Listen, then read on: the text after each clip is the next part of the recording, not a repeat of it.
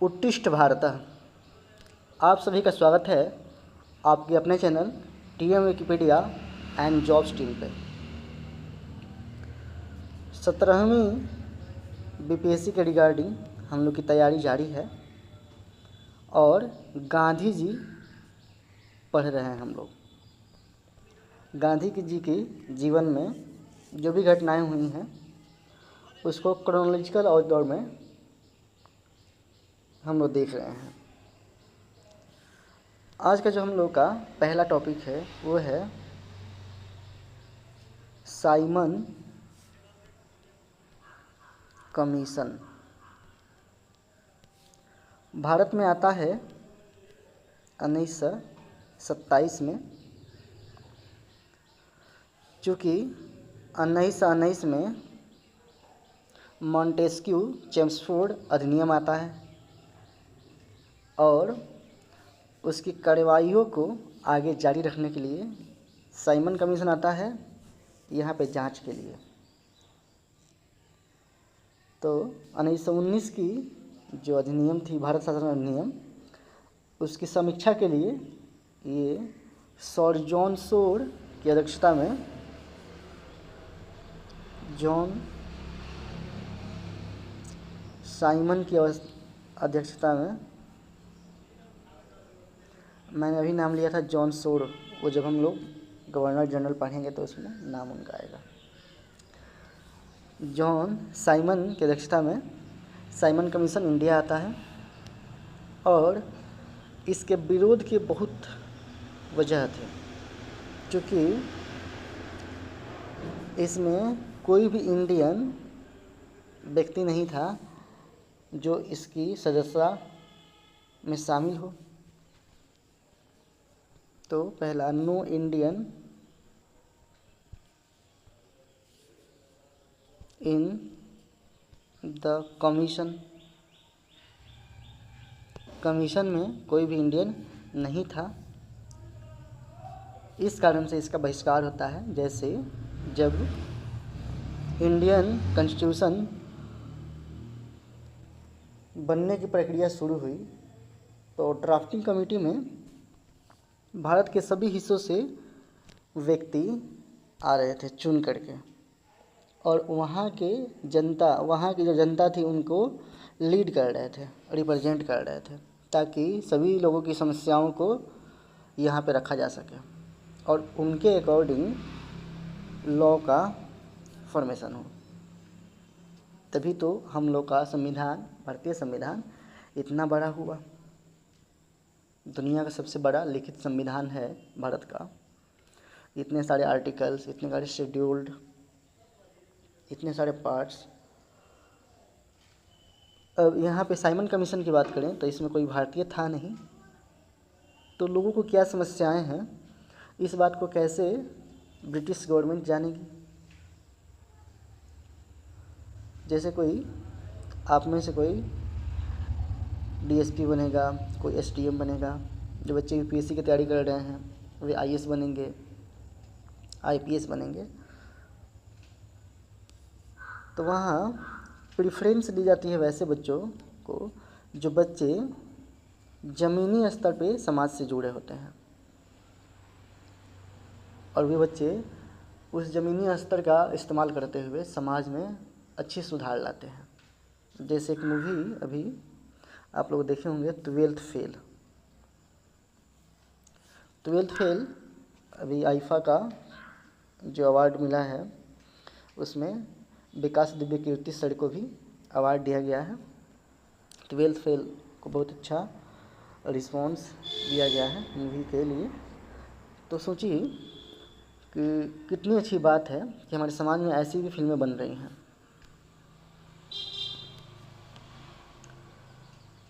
तो बहिष्कार का कारण जो था वो था कि इसमें कोई भी इंडियन नहीं था। अब यहाँ 1927 में कांग्रेस का अधिवेशन होता है मद्रास में इंडियन नेशनल कांग्रेस आईएनसी का यहाँ पे अधिवेशन होता है। आप सभी को याद होगा कि आईएनसी का फॉर्मेशन 28 दिसंबर 1885 को हुआ था और इसके फर्स्ट जो अध्यक्ष थे वो बिमलेश चंद्र बनर्जी थे और वहीं A.O. ह्यूम को फादर ऑफ आईएनसी कहा जाता है। 1927 में जब यहाँ अधिवेशन हुआ कांग्रेस का मद्रास में, तो अध्यक्ष थे M.A. अंसारी। M.A. अंसारी जो थे वो इसके अध्यक्ष थे और उनकी अध्यक्षता में ये बात जो है सामने लाई गई कि साइमन कमीशन का विरोध किया जाए। क्योंकि 1927 में साइमन कमीशन इंग्लैंड में फॉर्म हो गया था। भारत पहुंचता है ये 3 फरवरी 1928 को। अभी मैंने गलती से बोल दिया था कि भारत में 1927 में साइमन कमीशन आता है। तो 1927 में इंग्लैंड में बना और 3 फरवरी 1928 को भारत पहुंचा। भारत के किस हिस्से में पहुंचा ये? तो बॉम्बे, उस समय के बॉम्बे नगरी में 3 फरवरी 1928 को पहुंचा। अब वहाँ से जब ये लाहौर पहुंचा साइमन कमीशन, तो लाहौर में लाला जी के ऊपर लाठी चार्ज हो जाता है। लाला जी कहने का मतलब लाला लाजपत राय, उन पे लाठी चार्ज होता है और उस लाठी चार्ज का नतीजा ये होता है कि ये जख्मी हालत में कुछ दिन के बाद अपने प्राण को त्याग देते हैं।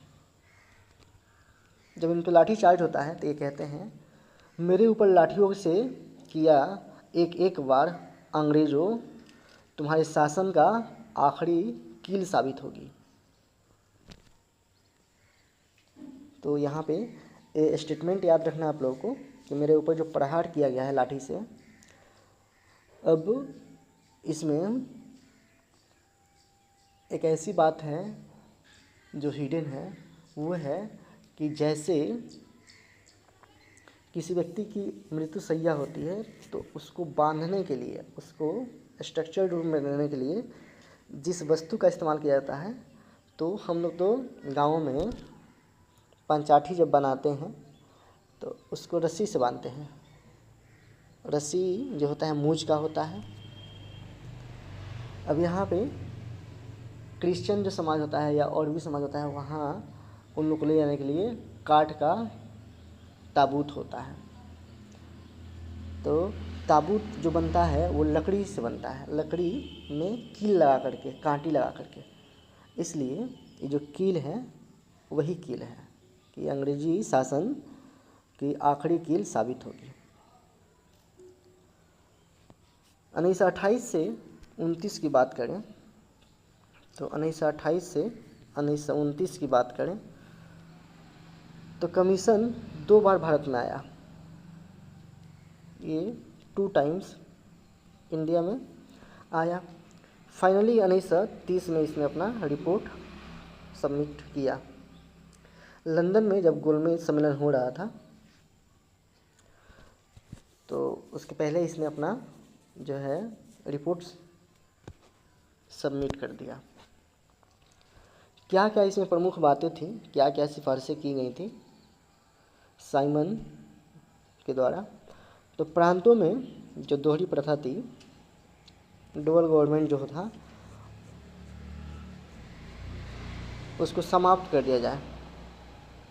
तो डुअल जो गवर्नमेंसी की प्रांत में होते थे, प्रांत यानी छोटे छोटे टुकड़े इंडिया के, तो इसको क्या किया जाए, स्टॉप कर दिया जाए।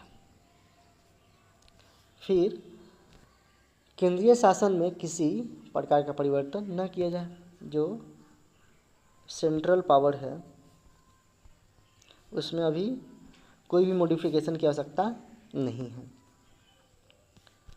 वहीं भारत के लिए संघीय शासन की स्थापना की जाए।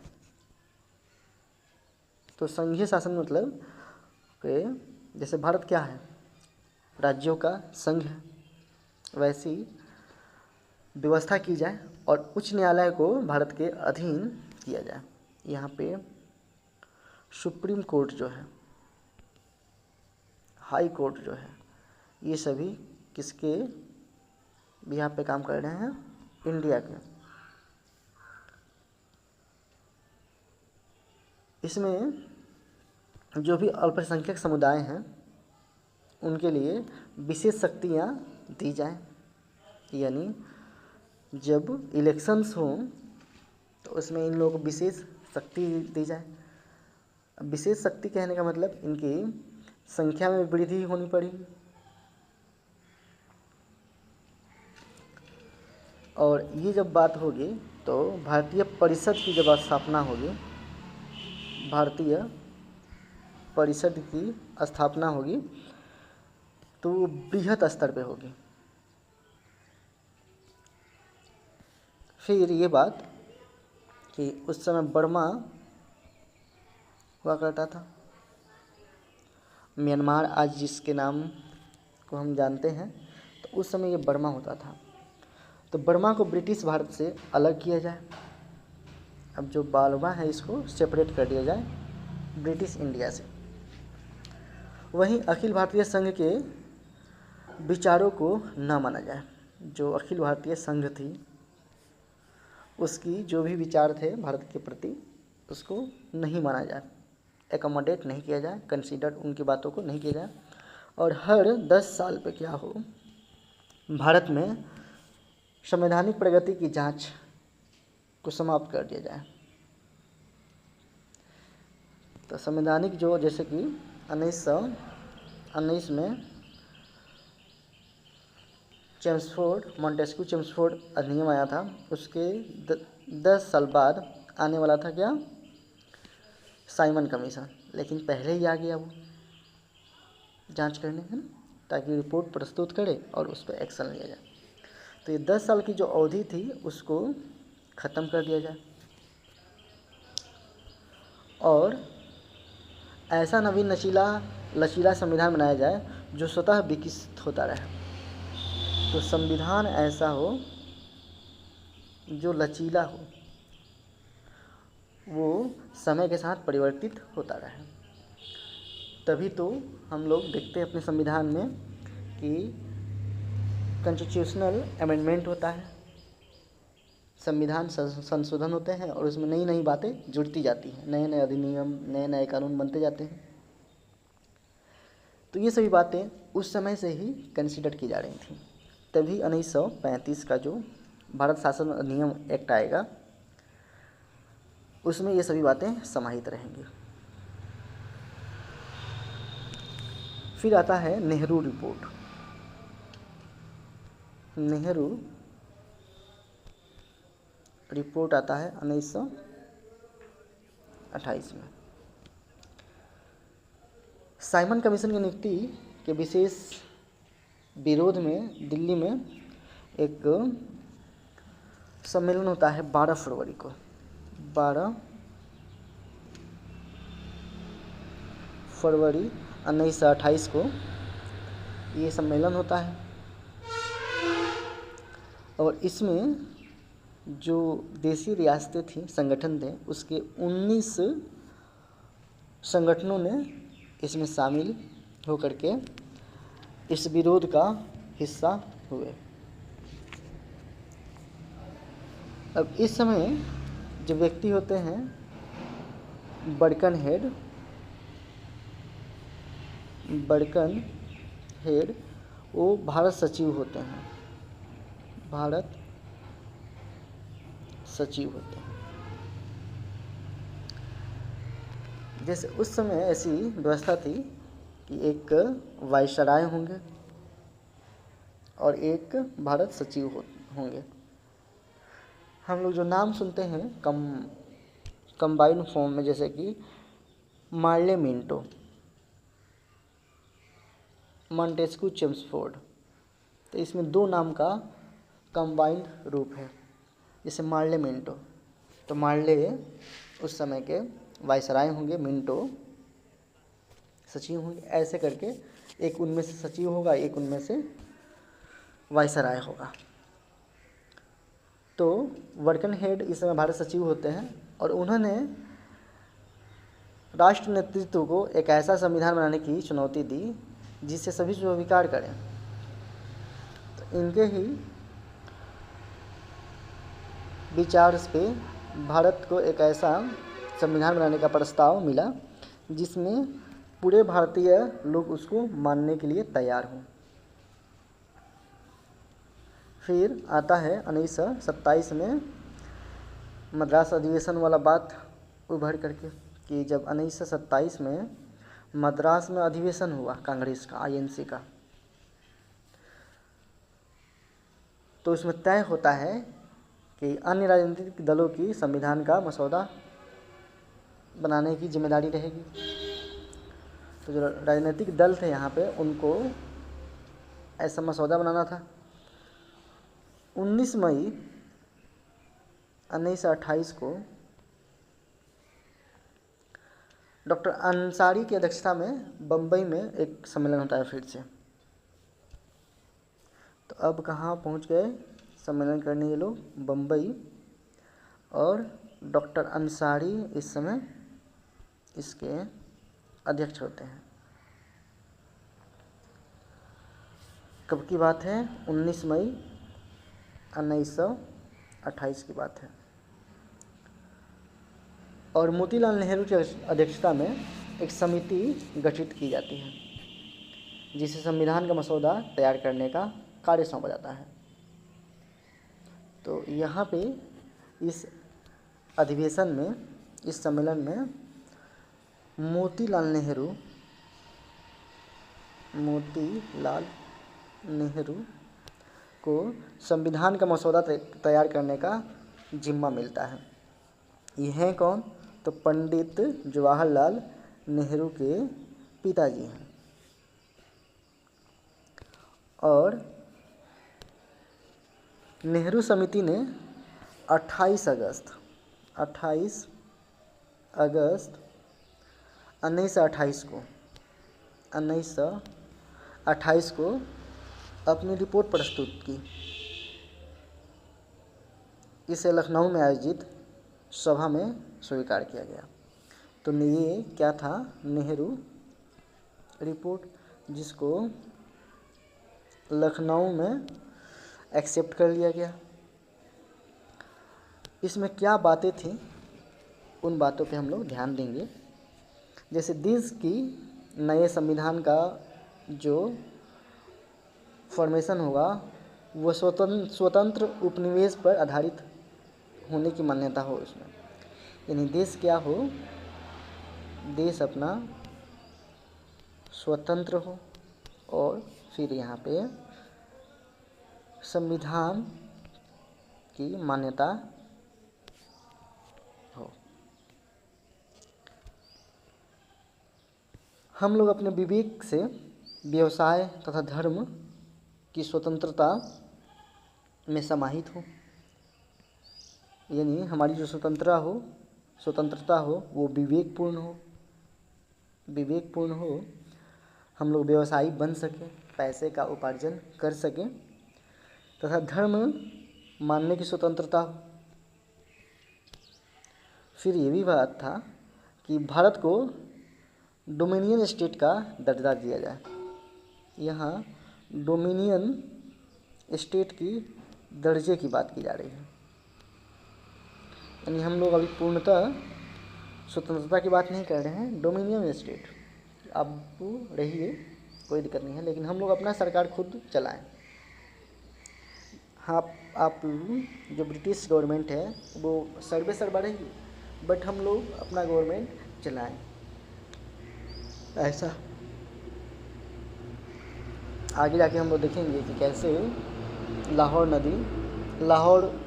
कराची रावी नदी के किनारे जब अधिवेशन होता है और उसमें पूर्ण स्वतंत्रता, पूर्ण स्वराज की बात की जाती है। सांप्रदायिक जो प्रणाली है उसको समाप्त किया जाए। सांप्रदायिक निर्वाचन प्रणाली थी इस समय, उसको स्टॉप कर दिया जाए।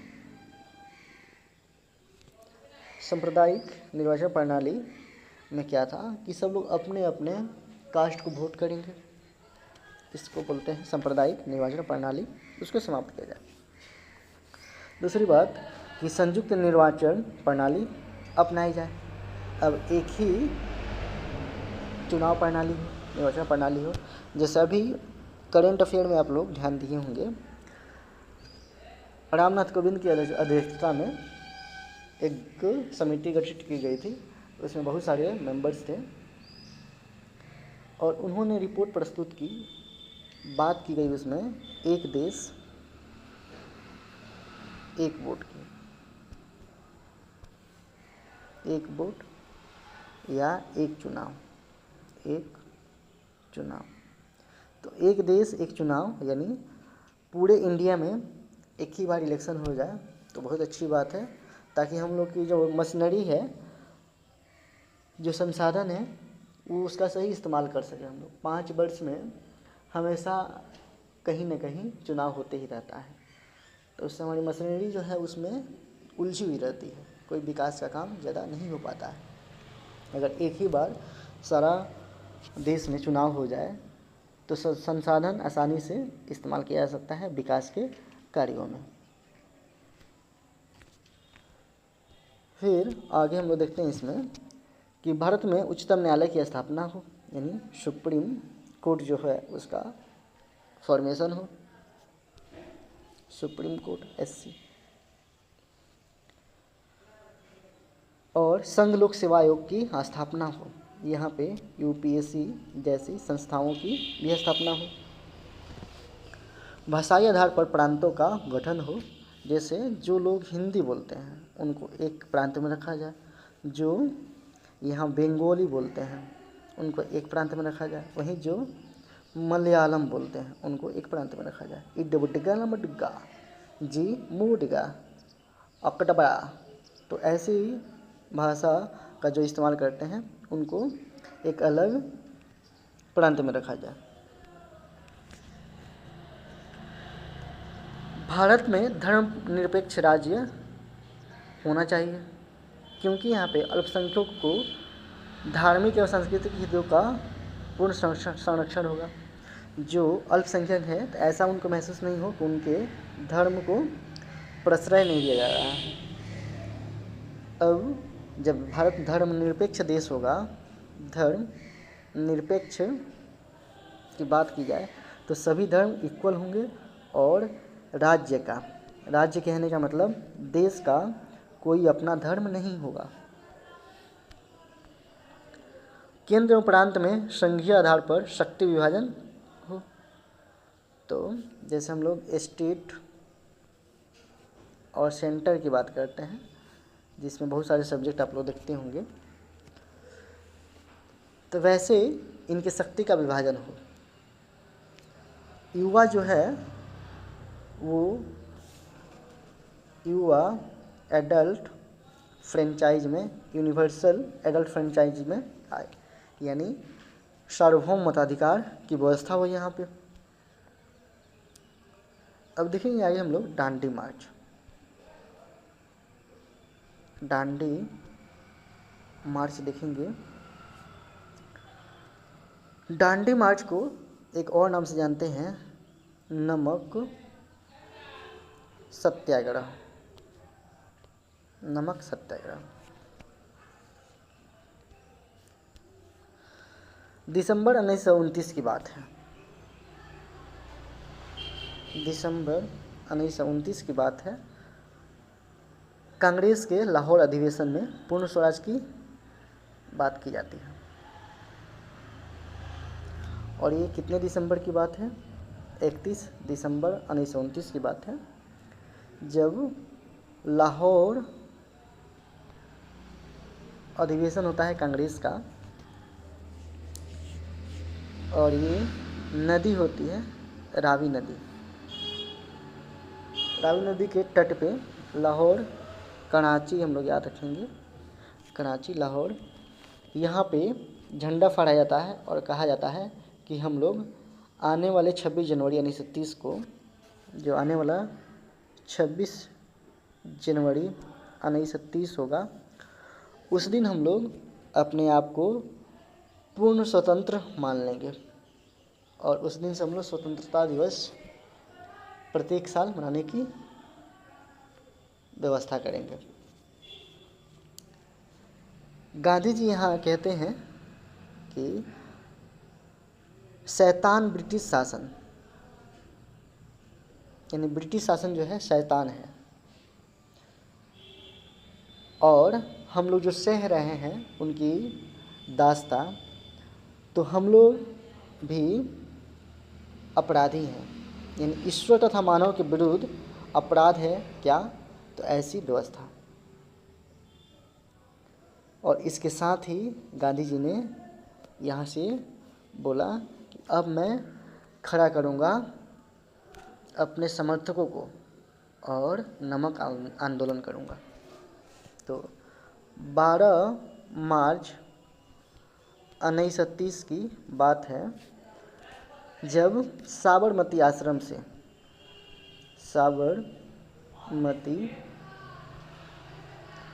से गांधी जी अपने 78 अनुयायियों के साथ यात्रा पर निकलते हैं। तो शुरुआत होती है इस दिन से, और ये यहाँ से अपने समर्थकों के साथ यात्रा पर निकलते हैं। 24 दिन 24 डेज ये यात्रा करते हैं, और यात्रा करते हुए 5 अप्रैल को डांडी पहुँचते हैं।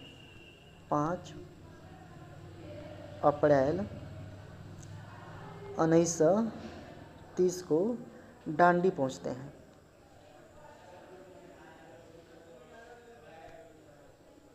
डांडी पहुँच गया।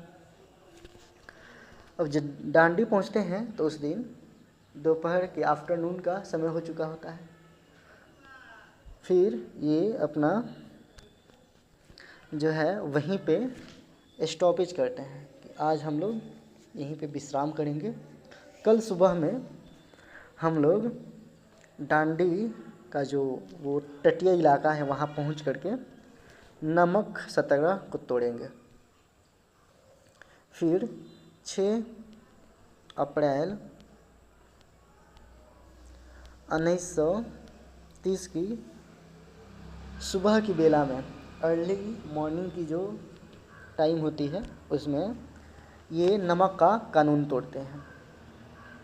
अब 24 दिन की यात्रा के दौरान गांधी जी चले थे, तो इसमें इन्होंने 385 से 390 किलोमीटर का सफ़र तय किया था। यानी बात ये है कि साबरमती से डांडी का जो सफ़र है वो लगभग 400 किलोमीटर के आसपास है। सुभाष चंद्र बोस ने इसकी तुलना जो है नेपोलियन के पेरिस मार्च व मुसोलिनी के रोम मार्च से की है। तो यहाँ नेताजी का नाम ध्यान रखेंगे, नेताजी सुभाष चंद्र बोस का। ये कहते हैं जो डांडी मार्च हुआ है, जिसमें गांधी जी अपने अनुयायियों के साथ यहाँ से यहाँ तक का सफ़र तय किए हैं, ये वैसा ही है जैसे नेपोलियन ने पेरिस में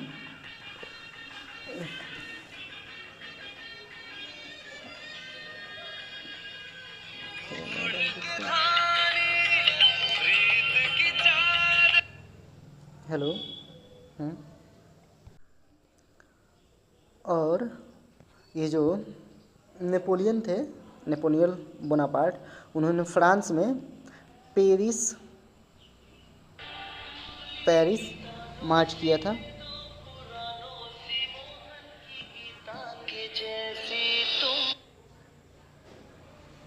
पेरिस मार्च किया था, उससे इसकी तुलना की गई है। पेरिस मार्च, ये मार्च कहने का मतलब महीना नहीं है, मार्च मतलब पैदल यात्रा है ना, पैदल यात्रा।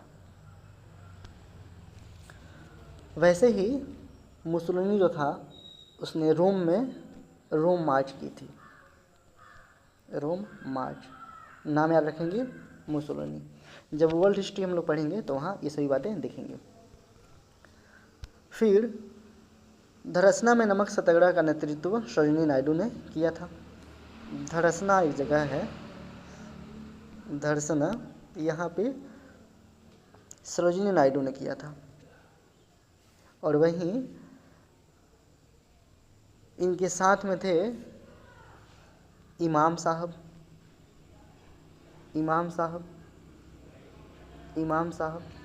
और गांधी जी के पुत्र भी इसमें शामिल थे, मणिलाल गांधी भी इनके साथ थे। उत्तर पूर्व में इस आंदोलन का नेतृत्व जो है, उत्तर पूर्व की बात करें हम लोग तो एक 13 वर्षीय महिला होती हैं, 13 ईयर ओल्ड लेडी होती हैं, उनका नाम है देवी नागा, जो नागालैंड वाला इलाका है, पूर्व ईस्टर्न स्टेट्स हैं 7 सिस्टर्स, उनमें इसका नेतृत्व करती हैं देवी नागा। जबकि जवाहरलाल नेहरू की बात की जाए तो उन्होंने इस देवी नागा को रानी की उपाधि दी थी। तो रानी नागा पंडित जवाहरलाल नेहरू के द्वारा इनको उपाधि दी गई थी। इन्हें नागालैंड की, ये जो है नागालैंड की जॉन ऑफ आर्क कहलाती हैं, जॉन ऑफ आर्क कहलाती हैं।